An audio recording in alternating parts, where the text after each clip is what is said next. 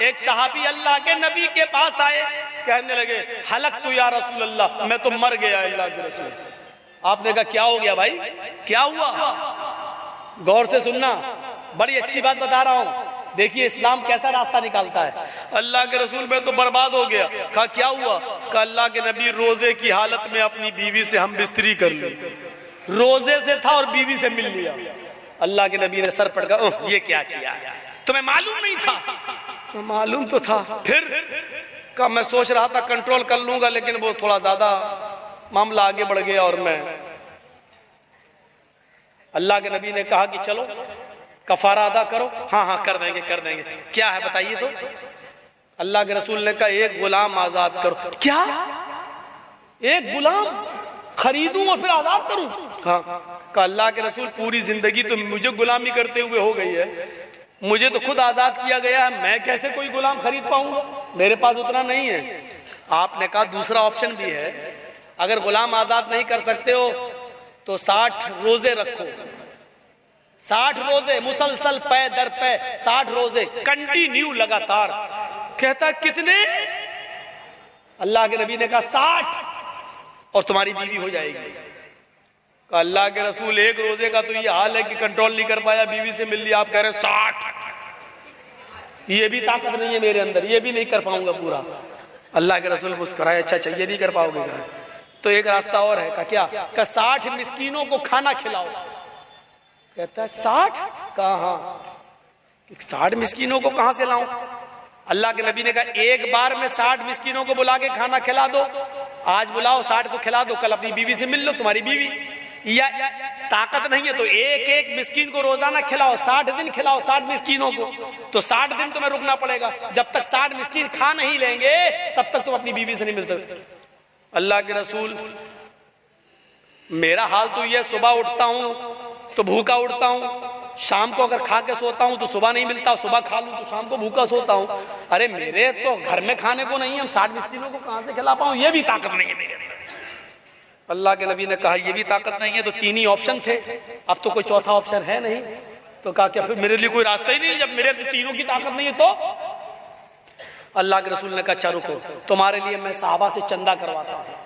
آپ نے ایسے ہی لوگ بیٹھے ہوئے تھے، صحابہ سے کہا اپنے بھائی کی مدد کرو بیچارے کی، اس نے ایسا ایسا کر لیا، اس کی کچھ مدد کرو، کپڑے سے کھجور سے، یہ اپنے علاقے کے غریبوں میں بانٹ دے گا، وہی اس کا کفارہ ہو جائے گا۔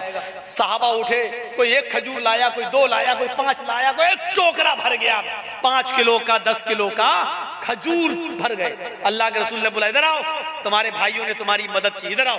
وہ آیا، لو کیا اٹھا کے دیا، لو کیا کروں؟ اللہ کے رسول نے کہا اپنے قبیلے میں جاؤ، اپنے گاؤں میں، اور یہ غریبوں میں بانٹ دو، اور بیوی بنا لو، جاؤ تمہاری بیوی تمہارے لیے حلال ہو جائے گی۔ تمہارے بھائیوں نے مدد کی ہے، اس کھجور کو اپنے علاقے کے غریبوں میں دے دو۔ کہنے لگا غریبوں میں دے دوں؟ کہا ہاں۔ کہ اللہ کے رسول اللہ کی قسم میرے پورے گاؤں میں مجھ سے بڑا غریب کوئی ہے ہی نہیں، میرے پورے قبیلے میں مجھ سے زیادہ غریب کوئی نہیں۔ اللہ کے رسول بھی ہنس دیے اور صحابہ بھی ہنس دیے، بولے اچھا تو ہی کھا لے اور اپنے بچوں کو کھلا دے، اور جا تیری بیوی تیرے لیے حلال ہو گئی، جا۔ میرے بھائیوں یہ راستہ نکالتا ہے اسلام، اسلام سب کے لیے ہے۔ اسلام پر امیر بھی عمل کر سکتا ہے اور غریب بھی عمل کر کے جنتی ہو سکتا ہے۔ اس لیے اللہ نے کہا جو اسلام کو چھوڑ کر دوسرا راستہ اختیار کرے گا اس کا قبول نہیں کیا جائے گا، کیونکہ اسلام کے اندر یہ خصوصیتیں ہیں جو اور دوسرے مذہب کے اندر نہیں ہیں۔ اگر آپ عیسائی ہیں تو پورے غریب بن جاؤ، جب تک گھر مکان سب تک لٹا نہیں دو گے، غریبوں میں خرچ نہیں کر دو گے، تب تک جنت میں نہیں جاؤ گے۔ اگر آپ ہندو ہیں تو جب تک 2000 روپے نہیں آگ میں جھونکنے کے لیے، تب تک آپ کو سورگ اور پیراڈائز نہیں مل رہی ہے۔ کسی میں امیر ہونا ضروری ہے، کسی میں غریب۔ اسلام کے اندر آپ جس پوزیشن میں ہیں آپ جنتی اپنے آپ کو بنا سکتے ہیں۔ امیر ہیں تو مال کی زکات دیجئے، خیرات دیجئے اور اس کا صحیح استعمال کریے اور جنت حاصل کر لیجئے۔ غریب ہیں تو مال کا کوئی حساب و کتاب نہیں ہے، بقیہ چیزوں پہ عمل کر کے آپ جنت کو حاصل کر سکتے ہیں۔ اسلام سب کے لیے۔ میرے بھائیوں یہ بنیادی چیزیں میں نے 2 گھنٹے کی تقریر میں آپ کے سامنے رکھی ہیں۔ بھلکی کا مدرسہ ہمیشہ بڑا مدرسہ، علاقے کا بڑا مدرسہ مانا جاتا ہے۔ میرے بھائیوں لاک ڈاؤن کی وجہ سے سارے مدرسوں کا حال خراب رہا ہے۔ اساتذہ کو تنخواہیں نہیں ملی ہیں۔ یاد رکھنا اتر پردیش کے مدرسوں پر اب سرکار کی نگاہیں آ گئی ہیں اور مدرسوں کی جانچیں شروع ہونے لگی ہیں۔ سرکاری مدد بند ہونے کے کگار پہ آ گئی ہے، آپ دیکھ رہے ہیں، پیپروں میں پڑھ رہے ہیں۔ اور بنگال والوں تم پر تو اللہ کا رحم و کرم ہے، مدرسے آپ کے چل رہے ہیں، کوئی پابندی نہیں ہے، کوئی سرکاری جانچیں نہیں چل رہی ہیں۔ کم سے کم ان مدرسوں کی مدد کر کے اسلام کے قلعوں کو زندہ رکھو۔ اور آپ سے چلتے چلتے گزارش کر کے جا رہا ہوں، لاک ڈاؤن کی وجہ سے مدرسوں کے حالات بہت خراب ہیں اور کتنے مدرسے تو بند ہو چکے ہیں۔ کم سے کم اساتذہ کو تنخواہیں مل جائیں، آپ مدرسے کا تعاون کرتے جائیں، اور جو دے چکے ہیں ان سے گزارش ہے مزید میرے کہنے پر بھی کچھ دے دیں۔ مجھے کل جانا ہے۔ اور ایک بات اور کہہ دوں کہ میرے پروگرام تھے 22 تاریخ سے لے کر آج تک، یہ جو ہے 28 فروری کا یہاں تک پروگرام تھے، لیکن میں 22 23 24 25 26 ان پروگراموں میں شرکت نہیں کر سکا، جس میں 23 تاریخ کو جو گوا گاؤں میں پروگرام تھا اس میں بھی میں نہیں آ سکا، کیونکہ مجھے جلدی تاریخیں ملنے لگی کورٹ سے۔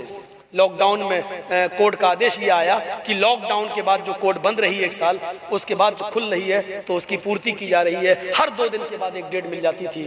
تو میں ان ڈیٹوں میں پھنسا ہوا تھا، کیونکہ پہلے مجھے اپنے آپ کو سیو کرنا ہے، جلسے تو بہت ہوتے رہیں گے، اس لیے میں نے موبائل اپنا بند کر دیا تھا، کیونکہ ٹینشن کورٹ کا ٹینشن تھا میرے اوپر۔ اس لیے میں 22 سے لے کر 26 تاریخ تک کے جلسوں میں شرکت نہیں کر سکا۔ ہم بھی انسان ہیں، ہمارے اوپر بھی پریشانی آتی ہے، اور 26 کے بعد پھر ڈیٹ پڑ گئی 2 مارچ۔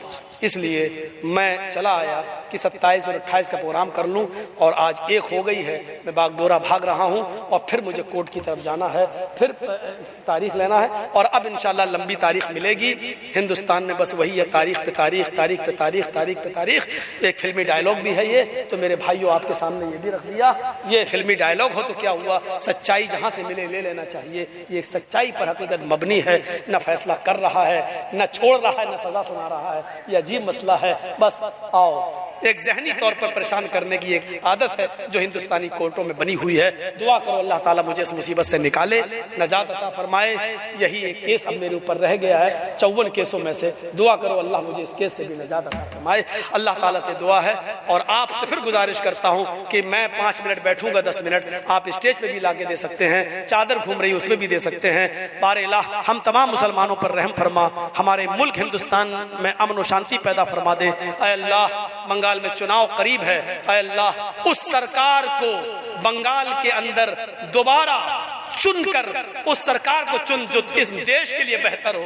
میں پھر کسی کا نام نہیں لے رہا ہوں، ہو سکتا ہے انڈیا ٹی وی والا پھر کسی کو اچھال دے کہ مولانا جرجیز میں کس کے لیے، جو اس دیش کے لیے بہتر ہو، جو ہمارے ملک کے لیے بہتر ہو، اور جو ہندو مسلمان سکھ عیسائی اور سب کو ساتھ میں لے کے چلتا ہو۔ اللہ ایسی امن پسند سرکار کو بنگال میں دوبارہ واپس فرما دے۔ بار الہ جب تک ہمیں زندہ رکھ، اسلام پر زندہ رکھنا، جب ہمارا خاتمہ ہو تو ایمان پر ہمارا خاتمہ فرمانا۔